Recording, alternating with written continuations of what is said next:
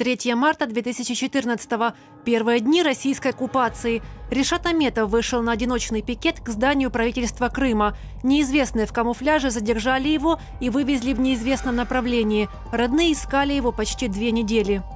Он участвовал в одиночном пикете на площади Ленина. Оттуда его увели в неизвестном направлении. Был одет в черные брюки и черную куртку. Тело Аметова нашли 15 марта в Белогорском районе Крыма. Его голова была обвязана скотчем, глаза выколоты, все тело было в порезах, рядом лежали наручники. Убийцы Аметова так и не были найдены. Так называемый глава Крыма Сергей Аксенов причастность так называемой самообороны Крыма к преступлению отрицает.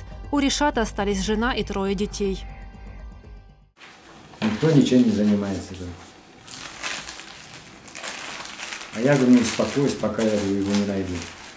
Это отец Эрвина Ибрагимова. Того похитили в мае 2016-го. 2 года отец пытается добиться от следствия каких-то действий. Эрвин участвовал в протестах на Майдане в Киеве и у здания правительства Крыма во время аннексии. Работал в меджлисе крымских татар. По словам близких, сотрудники ФСБ намекали ему, что он якобы слишком активный. Позже Эрвин заметил слежку.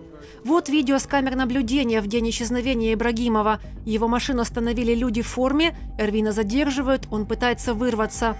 Его заталкивают в микроавтобус и увозят в сторону Бахчисарайского водохранилища. Кроме родителей, кроме одноклассников, друзей, родственников, никто Эрвина не ищет.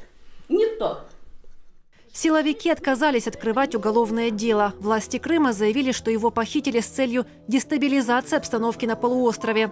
Вот с такими плакатами активисты до сих пор выходят на протест к российскому посольству в Киеве.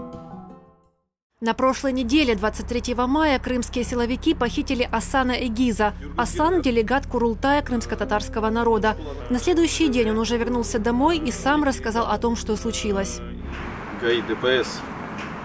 Тақымдай Урбасызын огуме бір Volkswagen мини-автобус тоқтады. İçindeki kapı açылып, meni артымдан келген, бір кереден келген бірқач инсан içeri кіргізгендер. Бір кереден...